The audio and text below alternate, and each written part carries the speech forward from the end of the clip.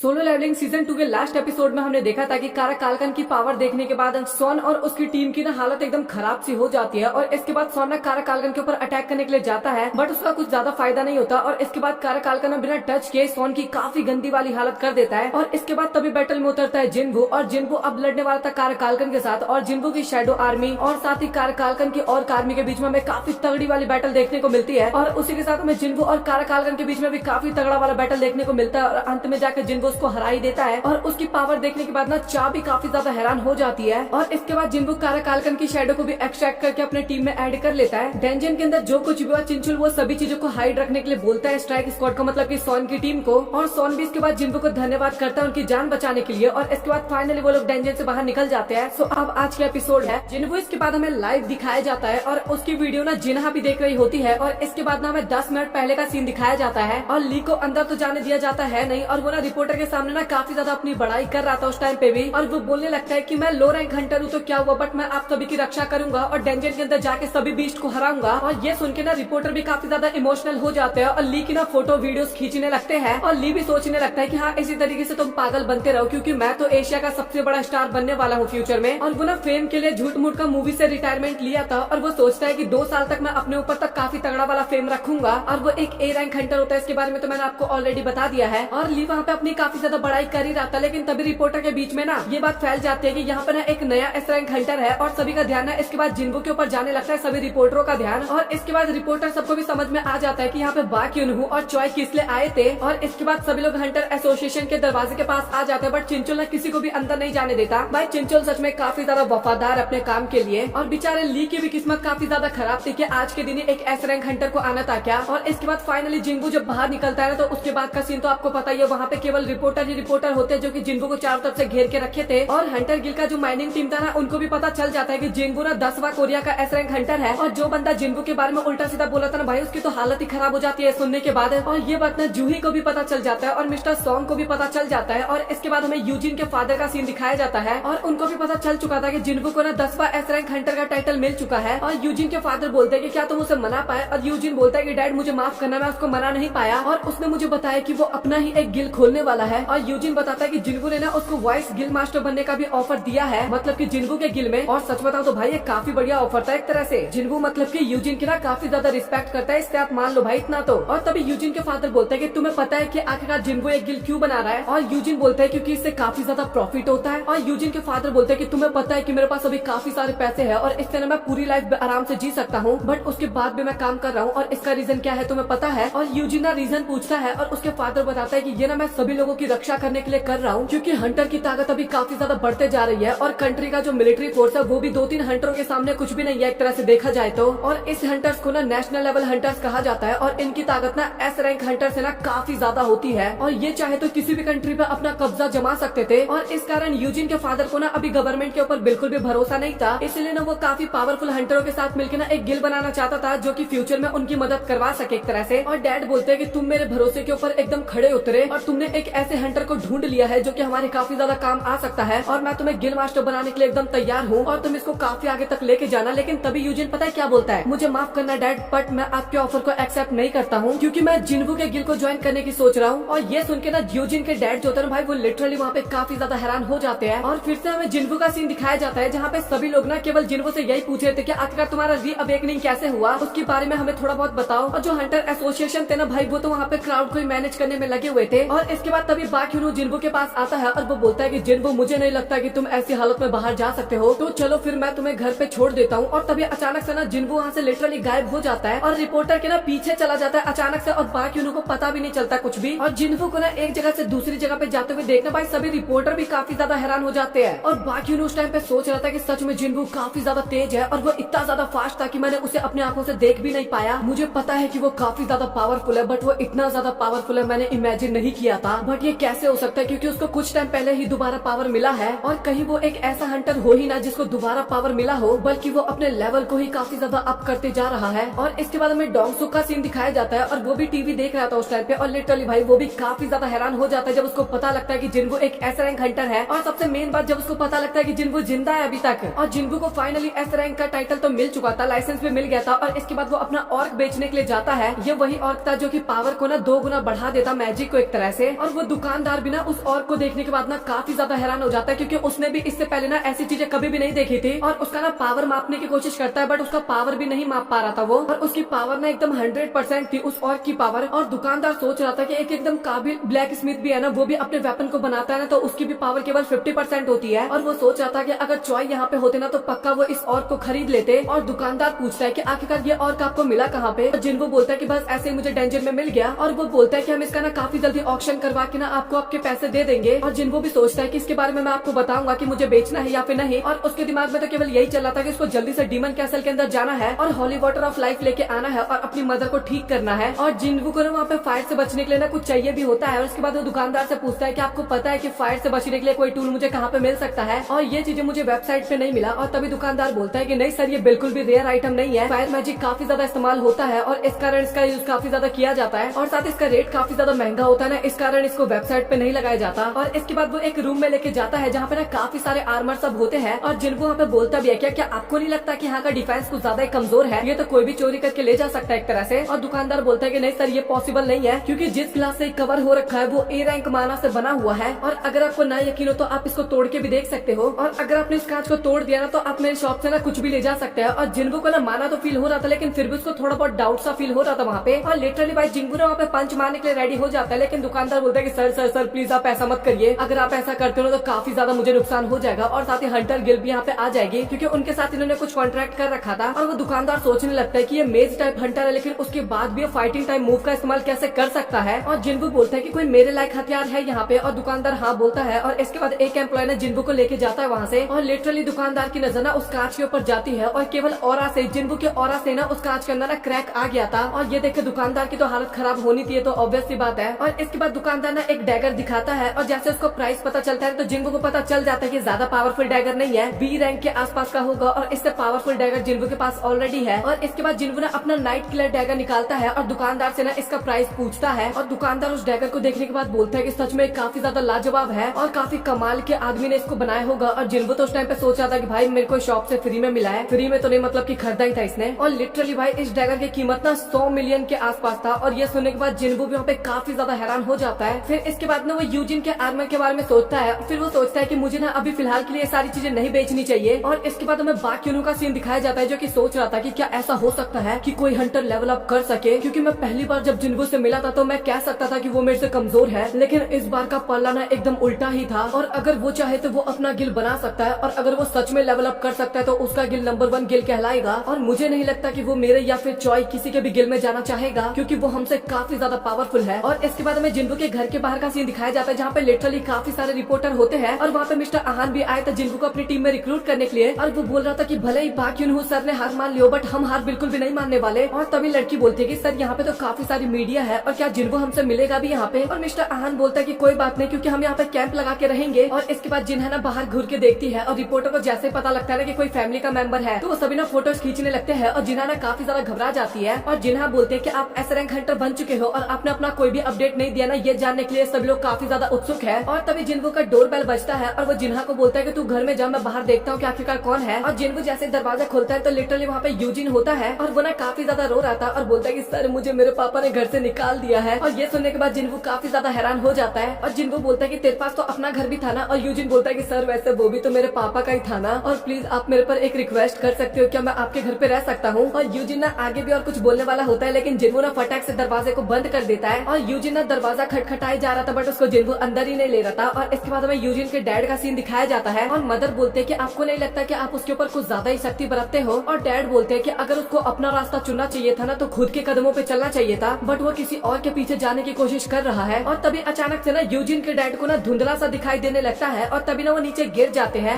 रात के टाइम पे जिन्हा सो रही थी और जिन्वो ना उसके कमरे में उसको चेक करता है और उसको डीमन कैसल भी तो जाना था ना, और जिन्वो की बहन को कोई परेशान ना करे ना, इस कारण ना कुछ सोल्जर्स को ना वहाँ पे समन करता है और वो ये ऑर्क वाले सोल्जर्स होते हैं। और जिन्वो ने ना टास्क के 4 सोल्जर्स में से ना केवल 3 सोल्जर्स को समन किया था, एक को करना भूल गया था। और वो एक को वहाँ पे गार्ड के लिए रखता है और बाकी 2 को वो वापस बुला लेता है। और वो जाने से पहले ना अपने घर के आसपास ना और भी सोल्जर्स को छोड़ता है और वो ना घर की देखभाली करने के लिए उन सभी को बोल देता है। और उन सभी को ना ये भी बोल देता है कि तुम्हें ना कोई देख ना पाए, सबसे मेन बात तो ये है। और अब जिन्वो ना डीमन कैसल के लिए जाने के लिए एकदम रेडी हो चुका था और साथ ही यूजिन उसको छोड़ने के लिए जा रहा था। और यूजिन रात ना होटल में बिताया था और जिन्वो सोच रहा था कि मुझे नहीं लगा था कि ये मुझे हाँ बोलेगा, और अब मैं इसको मना मना भी नहीं कर सकता भाई। जिन्वू ऊपर ऊपर से इसको बोला था अपने गिल में ज्वाइन होने के लिए। भाई काफी ज्यादा बेकार इंसान है यार जिन्वू, तो बेचारे यूजिन का दिल तोड़ रहा है एक तरह से। और इसके बाद फाइनली हमें जिन्वू ना अगेन डीमन कैसल में दिखाया जाता है और हमें फिर से चाबी वाबी डालता हुआ सीन नहीं दिखाया गया था। और अब का रास्ता ना काफी ज्यादा डिफिकल्ट होने वाला था, लेकिन जिन्वू भी ना पूरी तैयारी के साथ डीमन कैसल में गया था। मतलब कि फायर सबसे तो अब उसको कोई फर्क नहीं पड़ने वाला था एक तरह से। और डीमन को ना क्विज मिलता है जहाँ पे टॉप फ्लोर पे जो बॉस है ना उसके सोल को कलेक्ट करना था जिन्वू को। और टास्क कंप्लीट करने के बाद ना जिन्वू को काफी सारा रिवॉर्ड मिलने वाला था और एक ना काफी ज्यादा रेयर रिवॉर्ड था जिसके बारे में बताया नहीं जाता है। और इसके बाद जिन्वू ना सीधा डायरेक्ट 76 फ्लोर पे ना टेलीपोर्ट कर जाता है और वहाँ पे ना काफी बड़े बड़े से मॉन्स्टर थे। और तभी जिन्वू ना टस्क को समन करता है और उसको ना वो ऑर्क दे देता है, मैजिकल ऑर्क। इस कारण ना टस्क का जो फायर अटैक था ना वो काफी ज्यादा पावरफुल हो जाता है। और टस्क का जो फायर अटैक था ना वो पूरे शहर को तो डिस्ट्रॉय करता है, लेकिन उसके साथ जितने भी डीमंस थे ना वहाँ पे उन सभी को भी डिस्ट्रॉय कर देता है। और जिन्वू ने यहाँ पे एक डीमन लॉर्ड को भी हरा दिया था और उसको कुछ पता भी नहीं चला कि भाई कैसा डीमन लॉर्ड था, इतना कमजोर क्या। और जिन्वू सोच रहा था कि उसके पास मैजिकल ऑर्क तो है ही, बट वो जब से मेरा शैडो बना है ना तब से टस्क और भी ज्यादा पावरफुल बन चुका है। और जिन्वू सोचता है कि वो ऑर्क ना अभी टस्क के पास एकदम ठीक है। और इसके बाद वो अपने स्टैट्स को देखता है जहाँ पे जिन्वू का लेवल ना 81 हो चुका था। और इसके बाद हमें यूजिन का डैड का सीन दिखाया जाता है जो कि हॉस्पिटल में भर्ती थे और डॉक्टर बताते हैं कि वो ना 2 दिन से वहाँ पे एडमिट है, मतलब कि बेहोश है एक तरह से। और यूजिन के डैड बोलते हैं कि कोई ज्यादा बड़ी प्रॉब्लम तो नहीं है ना। और तभी डॉक्टर बोलते हैं कि आप ये बताइए कि हाल फिलहाल में आप कोई काफी पावरफुल हंटर के आसपास थे। और यूजिन के डैड को समझ में नहीं आता कि डॉक्टर ने ये सवाल क्यों पूछा। और तभी डॉक्टर बोलते हैं कि क्या आपने कभी भी एटर्नल्स नंबर के बारे में सुना है। और एटर्नल्स नंबर का नाम सुनने के बाद ना उसके डैड काफी ज्यादा हैरान हो जाते हैं क्योंकि इस बीमारी के जरिए ना कोई भी इंसान ना कोमा में जा सकता है और इसका इलाज अभी तक डॉक्टर के पास नहीं था। और ये सिर्फ कोमा में ही नहीं भेजता बल्कि ना सोया हुए इंसान की ना धीरे धीरे ना लाइफ भी खींचने लगता है। और तभी डैड बोलते हैं कि इससे हंटर का क्या लेना देना है। और डॉक्टर बताते हैं कि ये बीमारी ना ज्यादातर माना से होता है। काफी सारे हंटर होते हैं जो कि माना को ना सहन कर पाते हैं और ये बीमारी ना काफी गिने चुने लोगों को होती है। और ये तभी पॉसिबल है जब कोई नॉर्मल इंसान ना किसी हंटर के साथ ना काफी लंबे टाइम से एक साथ रहता हो एक तरह से। और वो माना क्रिस्टल या फिर हंटर से ना दूर रहने के लिए बोलते हैं। और वो अगेन पूछते हैं कि आपके परिवार में कोई हंटर है क्या। और यूजिन के डैड को तो यकीन ही नहीं हो रहा था कि वो ऐसी बीमारी का शिकार हो चुका है जो कि भाई काफी ज्यादा रेयर है। और वो बोलता है कि मैं अभी बिल्कुल भी हार नहीं मानने वाला। और इसके बाद हमें जेजू आइलैंड का सीन दिखाया जाता है और वहाँ पे ना हमें ना एक पैर दिखाया जाता है काफी क्रीपी सा। और इसके बाद हमें उसकी पूरी बॉडी दिखाई जाती है जिसके ना पंख भी थे और वो ना एक जगह पे कहीं जा रहा था। और उसी टापू के बगल में ना एक और आइलैंड था और उसमें ना टाउन बसा हुआ था और 2 हंटर ना वहाँ पे पेट्रोलिंग कर रहे थे। और एक बंदा ना उनको शुक्रिया भी बोलता है। और उनमें से एक हंटर तो डी रैंक था जो फाइटर था और जो हीलर था ना वो ई रैंक हंटर था। और वो जो ई रैंक हंटर था वो नया था तो डी रैंक हंटर ना उसको सारी बातें बता रहा था। और वो बताता है कि हमें पेट्रोलिंग करना होगा और साथ ही गाँव के लोगों के साथ ना तुम अच्छी खासी बातचीत बना लेना। और अगर इस आइलैंड के आसपास ना एक भी डेंजन गेट ओपन हो जाता है ना तो उसके बाद ये पूरा आइलैंड ना एक तरह से बर्बाद हो जाएगा। और डेंजन गेट ओपन होने से पहले ना उनको एंट्रेंस ढूंढना होगा और इसके लिए ना उनके पास माना मीटर भी होता है। और 3 दिन के अंदर वहाँ पे ना स्ट्राइक स्क्वाड भी आने वाला था तो इसलिए वो लोग डेंजर ढूंढने में व्यस्त थे। और तभी ना उनको ना अपने आगे ना कुछ चलता हुआ नजर आता है। और इसके बाद ना वो दोनों ना वहाँ पे उसको बुलाने लगते हैं। मतलब ये काफी ज्यादा अजीबोगरीब था। और दोनों जैसे उसको बुलाते हैं और वो घूमता है ना तभी हमें पता लगता है वो तो एक एंट मॉन्स्टर होता है। और इसके बाद अगेन हमें डीमन कैसल का सीन दिखाया जाता है जहाँ पे जिन्वू की पावर ना भाई काफी ज्यादा बढ़ चुकी थी। और शैडो को एक्सट्रैक्ट करने का जो होता है ना वो भी काफी ज्यादा बढ़ चुका था। मतलब कि पावरफुल हो रहा था हमारा लौंडा और भी ज्यादा। वो 820 शैडो को ना एक्सट्रैक्ट कर सकता था और 155 शैडो को ना प्रिजर्व करके रख सकता था। बट प्रॉब्लम की बात यह है कि यहाँ का शैडो काफी ज्यादा पावरफुल है, डीमन पावरफुल है, बट वो ना यहाँ के शैडो को ना एक्सट्रैक्ट ही नहीं कर सकता। और वहाँ के मॉन्स्टर ना जल्दी से खत्म हो जाए इस कारण ना जिन्वू ना अपने टीम को डिवाइड कर लेता है। एक टीम टस्क की होती है, एक इग्रिस की होती है, एक आयरन की होती है, एक टैंक का टीम था और 2 ना ऑर्क की टीम थी। और इस तरीके से टीम बढ़ गई थी। और उनका ना 2 काम था, एक तो दूसरे फ्लोर पे जाने के लिए परमानेंट ढूंढना और साथ ही सारे डीमंस को खत्म करना। और इसके बाद सभी शैडोज ना अपने काम पे लग जाते हैं। और जिन्वू को ना जल्दी से अपने टॉप फ्लोर पे जाना था। और इसके बाद अचानक से ना उसके एक्सपी ना काफी ज्यादा स्पीड में बढ़ने लगता है, मतलब कि उसके शैडो काम पे लग चुके थे। और इसके बाद जिन्वू ना माना पोशन को निकाल के ना अपने माना को भी ना पूरी तरीके से रिकवर कर लेता है। और इसी तरीके से ना 24 दिन वहाँ पे बीत जाते हैं और टैंक का जो लेवल होता है ना वो भी अप हो जाता है, 24 हो जाता है। और उसको ना इलीट का टाइटल मिल जाता है। और केवल टैंक ही नहीं बल्कि और भी काफी सारे शैडोज ना वहाँ पे लेवल अप कर रहे थे। और पिछले 2 दिन से ना जिन्वू 80वें फ्लोर पे था और उसको ना अगले फ्लोर पे जाने का परमिट अभी तक नहीं मिला था। और तभी अचानक से ना जिन्वू की जो एमपी होती है ना वो काफी तेजी से ना घटने लगता है। और जिन्वू समझ जाता है कि कोई काफी ताकतवर डीमन है यहाँ पे जो कि मेरे शैडोज को मारे जा रहा है।